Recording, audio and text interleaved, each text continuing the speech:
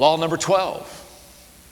The 12th law of leadership is the law of empowerment. And the law of empowerment says only secure leaders give power to others. And I have beneath that little statement, the people's capacity to achieve is determined by their leaders' willingness and ability to empower. Now I'm going to talk to you for these next 15 to 20 minutes on something that is a weakness in a lot of people's lives. And one of the reasons it's a weakness, and we'll talk about this in a couple of minutes, is because many of us are afraid that if we empower people, in other words, if we raise them up and we train them, equip them, give them authority, give them responsibility, give them public affirmation, let them go, many of us are afraid that somehow if they go out and do good, that they're going to take our job. Now, we wouldn't tell that. We don't say that. Who's going to get up and say, the reason I don't empower people is I don't want any of them to be any good? We don't say that, but that's why we don't empower people. What a joy I had last year when I went to India through Equip, our nonprofit organization. And for about 10 days, I equipped about 7,000 leaders. Now, whenever you go to a developing country like India, one of the first things that you notice is that the leaders, they're way up on top. The leaders are way up on kind of a pedestal. They kind of got a throne and a scepter and a crown, you know what I mean? And you know what? All their people are way down here. In fact, one of the most notable things about leadership when you go to a developing country is that there's a huge gap between the leader and all of the rest of the people. And so when I went to India, I knew one of my challenges in teaching leadership, I knew one of my challenges would be to help them to empower people. And so I used a visual example. Marty, would you just put that down for a moment? Come up here and help me, would you please? Marty's a ministerial student at Duke University and is just a real growing leader, and he's a sharp kid. Okay, now Marty, I want to use you as an example. What I did in India is I would bring up somebody up on the stage like him, and here's what I would say. If I'm the leader and Marty's one of my people that I should be developing, notice what happens if I push Marty down. Now, as a leader, as I push him down, what happens to me? I go right down with him. Can I tell you what? Can I tell you something? It's impossible to push the people down around you and stay up yourself. So when they go down, I go down with them. Now, just the opposite is also true. If, instead of pushing the people around me, if I lift them up and I start taking them up to a higher level with me and we start developing them and training them, now every time I raise up Marty, what happens to me? I go up. See, what amazes me is leaders who think that somehow if they don't empower people around them, that somehow they get better. You don't get better, you just cripple yourself and you cripple your potential leadership in the organization. Thank you, Marty. Give him a hand, would you, huh? Good man. I taught him more on leadership right there than Duke University has taught him in the entire time. And it's $38,000 cheaper, Marty says.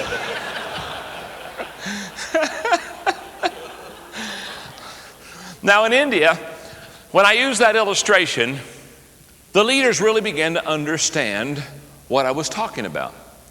Now, what I want you to know is this very true, not only in India, but it's very true in the United States or any other place. As a leader, when we push our people down, we go down with them. So let's ask ourselves the question, why do we as leaders not empower people? Why do we push people down? Several reasons. Number one, and by the way, number one is really number one. Number one is more number one than all the others combined. Number one is insecurity. Insecure people never empower other people. That's why on the law of empowerment, underneath it, I say only secure leaders empower others. Now, I have spent over 20 years teaching leadership, and I have never seen an insecure person that developed people and empowered them. Yesterday, there was a question and answer period, of which one of the questions was, what happens if I, as a person in the middle of the pack, am truly a better leader than the person that's the head of the pack? What's going to happen to me? And I spoke in that question and answer period at that time that if that leader in a position of leadership is not as good a leader as the second person, unless they are highly secure, it's only a matter of time until there's going to be a crash and a burn situation. I can remember many years ago, I had a friend named Jack who was an insecure pastor, and he really needed some help. He needed to hire a staff member. But I knew he was insecure, so I was encouraging him to hire somebody, and yet I knew that he didn't want to hire somebody, not because he didn't need the help, he didn't want to hire somebody because of the insecurity issue. So I knew a college kid that wasn't a strong leader. He was a good kid, a very consistent kind of kid, and I knew that he would really help Jack. But I also knew that he probably wouldn't be a threat to Jack's leadership. So I suggested that he hire him, and Jack, much to my surprise, took my suggestion and hired this fellow. A few months later, I came by the church to see Jack, and I said, Jack, how's it going with your new staff member? Much to my surprise, he looked at me and said, he said, this is working out beautiful. Now, as soon as he said that bothered me a little bit. Because Jack is too insecure for a relationship to be beautiful. And he said, let me tell you, he said, John, the reason this relationship is working so good is, he said, the very first day I just set down some rules and some guidelines. And he took me into the sanctuary, and I can still remember the carpet because it was dark blue carpet with black specks in it. And around the pulpit, he had literally taken a chalk, and around the pulpit, he had drawn this circle, of which he said, John, I told that staff member, never put your foot on the inside of that circle. And he said, John, this works wonderful. He said, I just keep him out of the circle. Now, I shouldn't have done it, but I literally laid down on the carpet, and I just started laughing. I'm rolling. I'm laughing. I'm saying, Jack, you have got to be kidding me. You literally did. You did this. You did this. Look at you did this. You did this, didn't you? He said, yes. And he said, I believe this. As long as I keep him outside the circle, I'll never have any problems. Jack, you already have problems. Jack, you need a therapist. Oh, Jack. Were you abandoned as a child?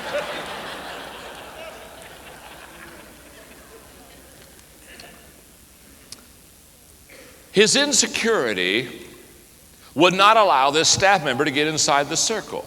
You know what he was afraid of? He was afraid if the staff member got inside the circle and preached a message or said something that was profound, that people all of a sudden would say, whoa, that should be our leader. Now let me tell you something about staff. When I wasn't in the pulpit, I always had my staff fill the pulpit for me. And I always told them all the same thing. You ought to preach a better message on Sunday than what I preach, because I have to prepare about 45 of these a year. You only have to preach once a year, and bless God, you ought to be good on that one shot.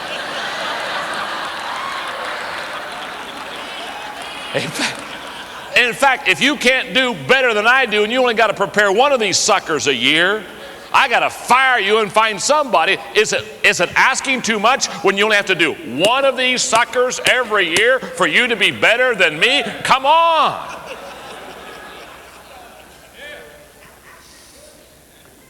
Why would you want people that aren't going to do things better than you? I mean, folks, we've got to look at this. It's insecurity that keeps us from empowering people. Number two, the desire for job security. One of the reasons we don't empower people is we say, well, I want to keep my job. Now, this is a little bit of insecurity, but it's more in the fact that I just want to make sure that I have my job. And I want to just make one statement on that. And that is, when you hire a staff, when you hire somebody on your team, you ought to encourage them to work their way out of a job. And how do they work their way out of a job? They work their way out of a job by training and developing someone else. In fact, what I told my staff was, when I hired them at Skyline, I said, look, your job is to work yourself out of the job. Your job is to equip people, train people, empower people, and develop people until you don't have to do that anymore. And here's the way this works. If you'll work your way out of a job, I'll give you another job. But if you can't work your way out of the job you got, I'm going to take it away from you. Number 3, paradigm shift. One of the reasons we don't empower people is because this is a huge shift in our way of thinking. We've had this idea that in the ministry, the senior pastor is the leader of the church. I mean, they're the called to lead the church, and they're the anointed, and so we have this idea that we kind of put them up on a pedestal to such an extent that we don't realize that, here's a thought, probably God can talk to more than one person in the congregation. Now, I know he doesn't usually show that ability, but I think he could. Come on, folks. Are you really arrogant enough to think that you have all the answers? I don't know, is that arrogance or is that just plain stupidity? And nothing's worse than a stupid, arrogant person.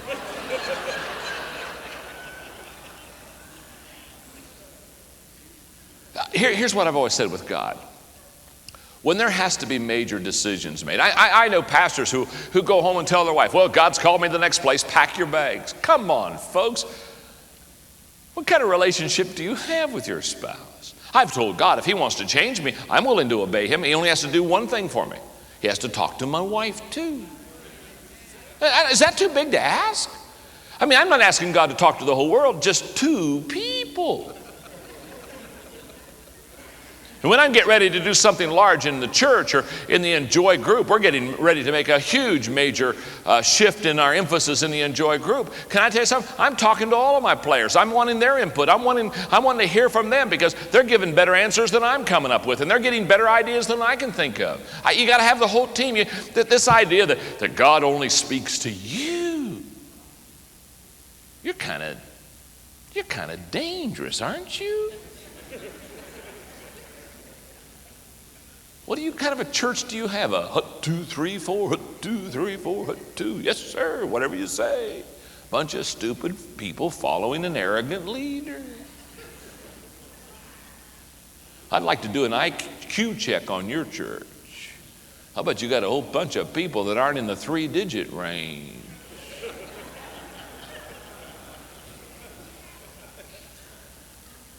I don't know about you, but I kind of like to have people who can think around me. I'd like to have some people who would like to share and help me and say, John, let me tell you something, you could do better than that. Let me show you if you did. I kind of want to have partners in this whole process. And I always can tell an insecure leader. I always can tell an insecure pastor because when they're not getting their way, they stand in the pulpit and they preach a hard message and say, lay not your hand on God's anointed. We're not wanting to lay our hand on you. We just don't want to follow you. We don't want to kill you and stone you. We just think you're kind of stupid and we don't want to follow you. Just a thought. The 4th reason that we fail to empower people is ego.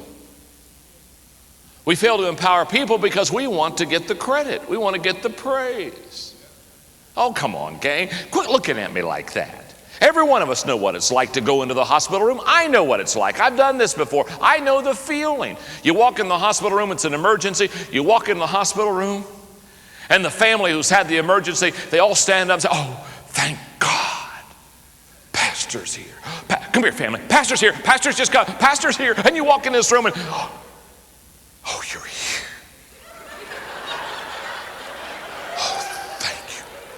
He's here.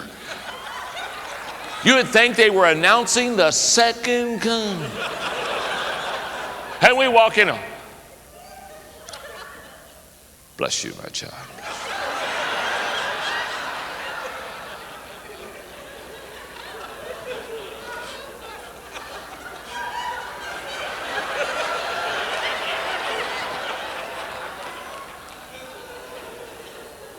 Now you say, John, how do you know that's how I feel when I'm needed? I know how you feel when you're needed because I know how I feel when I'm needed. I love it when people look at me and say, oh, Pastor, we couldn't make it without you. Oh, you're so wise. Such gift of discernment you have. I mean, there's nothing better than to really think that you're that good. Or we go back at the end of the service after we preach, we go back there and we shake hands with our people and they tell us all these lies. Your people better be eternally secure already, I'll tell you that. You just preach the sermon, they go out and lie 5 minutes later. Oh, great message. Oh, Pastor, that was a life-changing message. Can I tell you something? If it was a life-changing message, you'd have more than 37 in church. Oh, that was a great message, Pastor. Oh, that was so good. And we believe this stuff. We believe this stuff.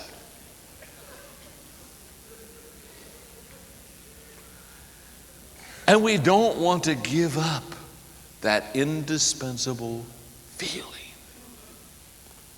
We want our people to always think that, oh, if it wasn't for you, I couldn't make it. Can I tell you something? I don't want to burst the balloon too much, but can I tell you something? That's not true. I don't know if you believe that or not, but can I tell you something? If you really think you're that indispensable, just die.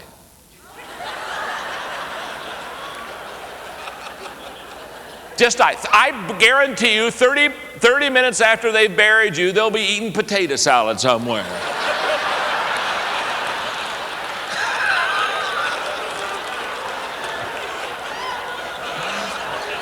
Are there any more baked beans over there? You got some more of those, got some more baked beans with that potato salad there? Oh, that is sure good. Boy, I'll tell you, man, it's too bad about, what's his name, isn't that?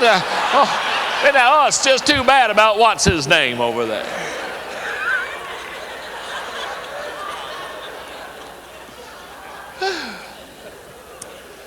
Wow. And gang, I'm having fun with you, but I want you to know I'm as guilty as any person in this room. I absolutely loved having that praise. In fact, I was for a while, I'm no longer, but for a while I was stupid enough to believe that stuff. So I just want you, I've been there. But there came a day in my life when I realized, one, I'm not that good, and number two is, if I was that good, I would never grow a church because I was only one and I needed a team around me.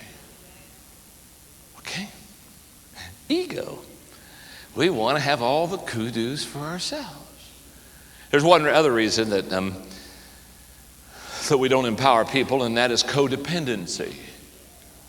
A lot of sick people are leaders. A lot of people who want their people to need them, want their people to rely on them. And I just want to stop here to say that, if this is a problem, and there's a lot of codependency, not only in the church world, in the business world, I see it all the time, where we want to be that indispensable person. That's why I put in your notes, you can't lead people if you need people. Now let me stop here for a moment. I'm not talking about loving your people. You want to love your people. I'm not talking about loving them. I'm talking about needing them. I'm talking about putting yourself in such a psychological position where you have to have their approval. Here's why I know you can't lead people if you need people. If I need your affirmation, if I need you to constantly say, good job, and if I need that, can I tell you something? When I have to make a courageous decision as a leader, I won't make it. Because I need your affirmation more. And when my need of you overweighs my responsibility as a leader to make the tough decisions. At that point, we have a codependent, unhealthy relationship. Now, here's how you know that you're becoming an empowering leader. The moment you get greater satisfaction out of seeing people grow and succeed than in succeeding yourself, that's the day you have become an empowering leader. In other words, the day you see your joy is in the success of your people, and you look at your staff and say, wow, she sure did a great job there. Man, he really hit the ball out of the park. The moment you start seeing the success of your people and finding that that's your highlight, that's where your kick is, that's what really gives you a lot of joy, that's what really makes you happy. The moment you begin to see that and begin to feel that, then you know that you're an empowering leader. Now, my staff tell me that this is a strength of mine. They basically tell me that I empower people pretty well. And as I look back at my journey, I think I have found out why I do so. Because you see, in my early ministry, I didn't have a staff. I did everything myself. And when I left my first church, Hillham, the good news, it had grown from 3 to some days over 300. That's the good news. The bad news is 6 months after I left, they went from 300 down to below 100. And I looked at myself and I said, what did I do wrong? What happened? And then it hit me. You see, because I wasn't trained, because I never had the privilege of coming to a seminar like this, because I never had anybody to walk along and teach me how to develop and raise up people, I didn't know how to do this. Literally, Bill, when I went to my first church, I just preached messages and married the young couples and buried the older people and dedicated the babies and made the hospital calls and had this, oh, we couldn't do it without you, pastor kind of feeling. And can I tell you something? Not only they couldn't do it without me, they wouldn't do it without me. Because I allowed myself to be placed in a position that I did everything. So the good news is, while I was there, everything I could touch, everything that I personally could kind of cultivate, while I was there, it grew. The bad news is, when I left, there was a huge void. In fact, as I look back at Hillham, I hope this will help you. This will help you. Because see, you hear me do these leadership conferences and you say, the guy has all the answers. Can I tell you something? I don't have all the answers today, and buddy, when I started out, I didn't have any of the answers. When I left Hillham, there's not one person I discipled. There's not one person I equipped.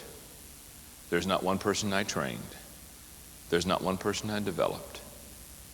There's not one person in Hillham, Indiana, that could come up to you and say, John Maxwell took me and trained me and discipled me and mentored me and put me on a higher level. Not one person.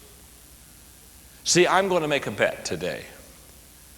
I'm almost going to guarantee and bet that no matter where you are now in your business or your ministry, you're not worse than I was after Hillham. I just got this feeling that no matter where you are, you can't do worse than doing nothing. I kind of think zero's as low as you can go. And that's where I was. And when I went to my second church, I said, hold on. I don't even know what I did wrong in my first church, but I know, here's what I know. When you leave what you were working on, when you leave your business or when you leave your ministry and it falls apart, read my lips. It's your fault. You didn't prepare the people correctly. So I didn't know what I did wrong, but I knew that I did something wrong. So my commitment was, I've got to figure this out. And in my second church, for the first 3 years, while I'm in that church, I'm saying, okay, God, help me not to make the same mistake. The reason I have such a passion to help you to develop people, the reason I spent my entire life, not only in leadership training, but in the development of resources, the reason I've done this is because I don't want what happened to you to be the same thing that has already happened to me. I want you to become an empowering leader of others. Okay. 2 questions. What is my empowerment number? Perhaps what you'll have to do is you'll have to ask people around you what your empowerment number is. And if it is low, revisit the section, why do leaders fail to empower others? And begin to list the areas of which you're weak. There are several resources. I would just like to point, I think, to one major one. There's an Enjoy Life Club tape that I did about 3 years ago called Lifting People to a Higher Level. I still remember where I did it. I did it in Salt Lake City, Utah, on a Sunday afternoon to about 100 Christian leaders. But what really I remember about this lesson was that my assistant Linda Egger's husband Patrick was there with me. He had just finished doing an ISS campaign for one of the pastors and who was hosting us. And so I did this whole 1-hour lesson on how to lift people to a higher level. And I'll never forget, because Patrick's a tall, handsome, good-looking guy. And when I got done, Patrick was the first one up to where I was. I don't know, Linda, if Patrick's ever told you this.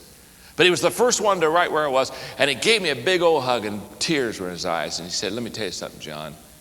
That lesson you just talked about, that's what you did for me. I can't explain to you the feeling I had at that moment. It was one of those moments that you cherish, because you know that you had a part in helping someone else go to a higher level. Is there anything else worth living for?